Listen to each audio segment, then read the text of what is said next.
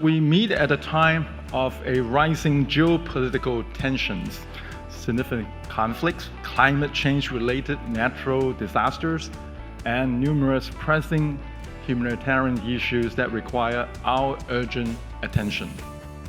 This is the new norm, and we must adapt to this evolving environment. While the current landscape and challenges may seem daunting, this forum presents a valuable opportunity to elevate the dialogue, engage in meaningful discussions, and stimulative, innovative thinking and ideas. The Hong Kong business community, including many of us here in this room, is acutely aware of the daily challenges and the efforts required to overcome them.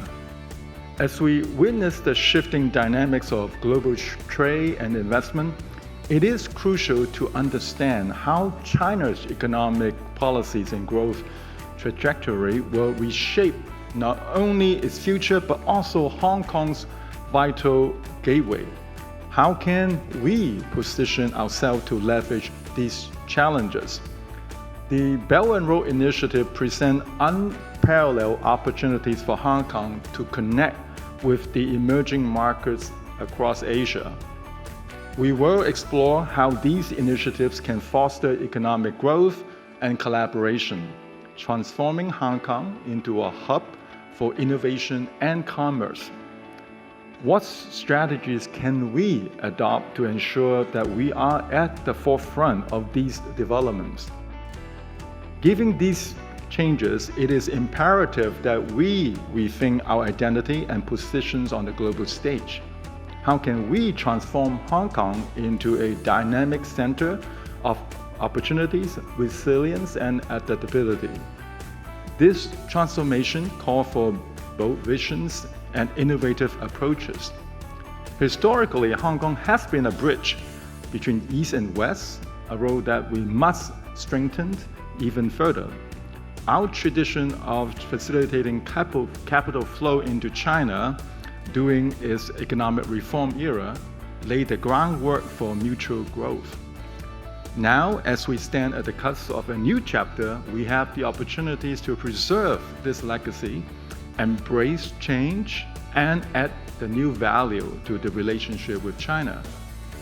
I am confident that our keynote speakers, our panelists, and our session chair will provide valuable insight and perspective that can inspire us to rethink our strategies and approaches. Now, many observers view Hong Kong's success since their handover in 1997 is a direct result of the mainland's economic miracle. During the troubles like the SARS and the global financial crisis, China stepped in with measures to support Hong Kong and to hasten our economic recovery. Some believe that Hong Kong's relatively easy path to the economic success led to a high level of complacency and a tendency to focus on opportunities that consider the lowest hanging fruit. We resulted in a reluctance to diversify into other markets, particularly the ASEAN and the Belt and Road countries. Mrs. Xia Baolong, the director of the Hong Kong and Macau office in Beijing, spoke at the Hong Kong Business Leaders Symposium recently held in Shenzhen and attended by many very important prominent and local business, government, and leaders.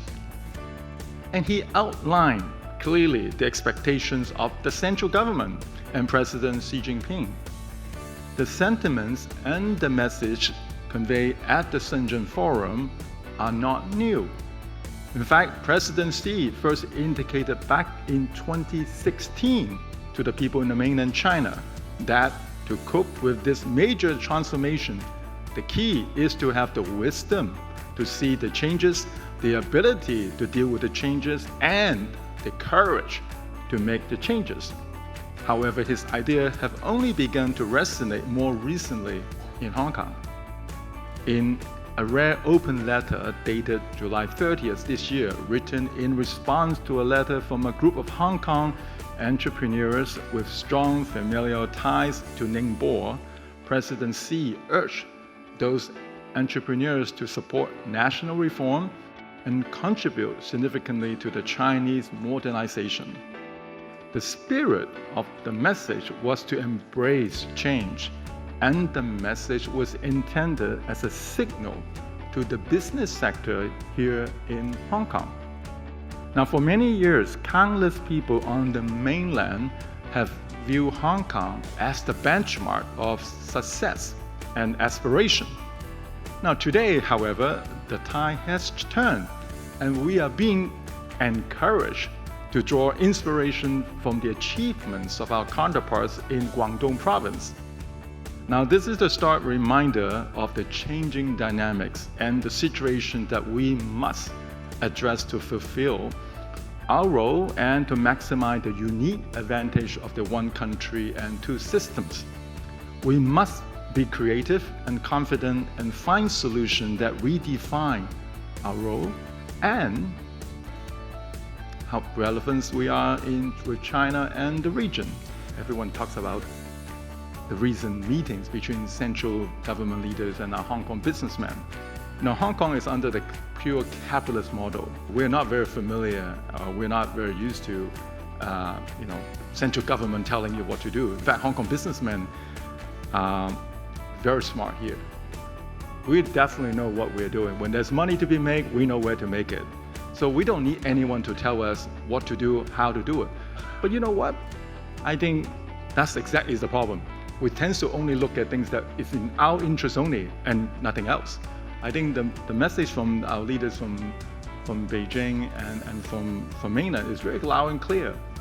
While we should continue to find opportunity to make money, but we should also, and we must also look at the national interest. What is in China's best interest? How can we find the right equilibrium where we can do good for society and yet also do good for ourselves? So I think perhaps today, I hope our focus this afternoon is not just talking about the future of Hong Kong, it's the role of Hong Kong in this current very interesting period of time where we have the US-China geopolitical tension. How can Hong Kong play a role in helping our country to navigate this very turbulent time, turbulent water? And I do actually think that Hong Kong has so much to offer. We did it in the 50s, we did it in the 70s, we did it in the 90s, and we sure can do it again this time.